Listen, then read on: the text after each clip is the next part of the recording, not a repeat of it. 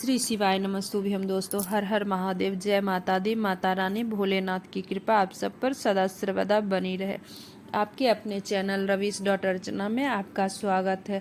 तो जैसे कि आप लोगों को पता ही होगा कि राजगढ़ मध्य प्रदेश में गुरुजी द्वारा 5 दिवसीय की कथा कल संपन्न हो चुकी है। तो कल मैं वीडियो नहीं बना पाई, इसीलिए आज मैं वीडियो बना रही हूँ। गुरुजी द्वारा जो बताए हुए कुछ उपाय हैं, तो 28 तारीख को सोम प्रदोष है, उस दिन किए जाने वाले कुछ विशेष उपाय हैं जो कि गुरुजी ने बताए हैं। तो आज मैं वो उपाय के बारे में आपको बताऊंगी। गुरुजी ने 5 उपाय बताए हैं। तो अगर कोई कारणवश आपने गुरुजी की कथा नहीं सुनी हो तो मैं इस छोटी सी वीडियो के माध्यम से आप लोगों को पूरी कथा की संपूर्ण जानकारी दूंगी। तो अंत तक, मेरे वीडियो के अंत तक आप बने रहें। तो पहली जानकारी जो गुरुजी ने दी है मनोकामना पूर्ति के लिए।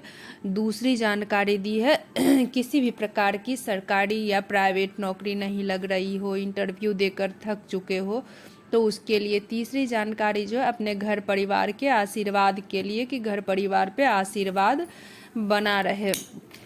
चौथी उपाय जो है, आप प्रदोष व्रत करो या ना करो, वो आपको उपाय करने से फल मिल जाएगा। बस ये उपाय कर लेने से फल मिल जाते हैं। तो 5वीं उपाय भी जो है मनोकामना पूर्ति के लिए। तो आप पहली उपाय या 5वीं उपाय जो आपको सरल लगे आप वो कर सकते हैं। तो चलिए अब चलते हैं पहली उपाय की ओर। तो पूरी विधि उस उपाय में आपको प्रदोष व्रत के दिन करने, जैसे कि 28 तारीख को सोम प्रदोष है, तो आप लोगों को पता ही होगा सोमवार के दिन प्रदोष पड़ रहा है। तो प्रदोष काल में शाम के समय में 1 लोटे में थोड़ा सा जल लेना है। उस जल के अंदर आपको एक बेलपत्र, एक शमी पत्र, कुछ हरे मूंग के दाने और एक छोटा सा गुड़ का टुकड़ा लेना है। इस तरीके से इस जल में आपको अपने घर से ही प्रदोष व्रत के दिन प्रदोष काल में शाम के समय में 1 लोटे के अंदर ये चारों सामग्रियां डालकर भगवान शिव जी के मंदिर पहुंचकर इस जल को भगवान शिव जी की शिवलिंग के ऊपर चढ़ाने के बाद अपने मन की कामना भगवान भोलेनाथ से बोल देना है। जल्दी ही आपकी मनोकामना पूर्ण होगी। अब बढ़ते हैं अगले उपाय की ओर।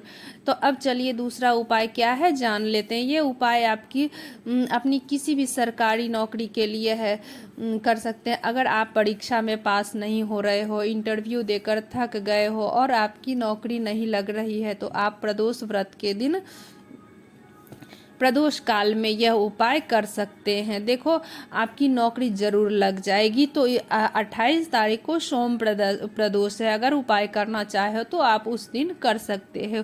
इस उपाय में आपको प्रदोष व्रत के दिन शाम के समय प्रदोष काल में 1 लोटा जल और 1 लोटे से पात्र में शुद्ध देसी घी का दूध, शुद्ध देसी गाय के दूध को लेकर जाना है। इसके साथ में आपको 2 आटे के दीपक, गोल बाती वाले दीपक, जिसमें एक दीपक में गाय का घी, दूसरे दीपक में तेल का लेकर जाएं। यह सभी सामग्रियां लेकर आप अपने घर के पास में जो भी बेलपत्री का वृक्ष हो उसके नीचे प्रदोष व्रत के दिन प्रदोष काल में लेकर पहुंच जाना है। बेलपत्री का वृक्ष बड़ा होना चाहिए। बड़ा का मतलब कि जो फल लगा हुआ, जो फड़ा हुआ बेल है, उस बेलपत्री के पेड़ के नीचे बैठ जाइए। अब आप उस बेलपत्री के पेड़ के नीचे के जड़ में सबसे पहले आधा लोटा जल समर्पित कीजिए। इसके बाद गाय का सारा दूध समर्पित कर दीजिए और आखिरी में जल बचा हुआ वह पूरा जल समर्पित कर दीजिए। अब आपको अपने सीधे हाथ की तरफ से शुद्ध गाय के देसी घी वाला दीपक जलाना है और उल्टे हाथ की तरफ से तेल वाला दीपक जलाना है। दोनों दीपक को जलाने के बाद आप हाथ जोड़कर भगवान से अपनी नौकरी के लिए प्रार्थना करें। अब बढ़ते हैं तीसरी उपाय की तरफ।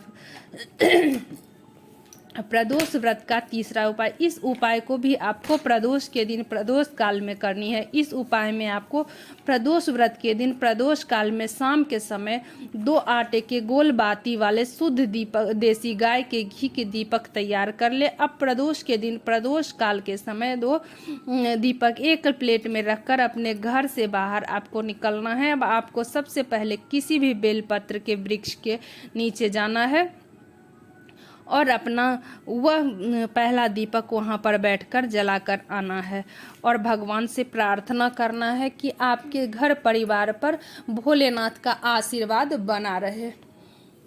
उसके बाद आपको दूसरा दीपक उसको लेकर आपके अपने घर के मुख्य द्वार पर आ जाना है और अब घर के मुख्य द्वार के बाहर बैठकर ही अपने सीधे हाथ की तरफ से दूसरा दीपक भगवान भोलेनाथ को समर्पित स्मरण करते हुए जला देना है। अब जान लेते हैं चौथा उपाय।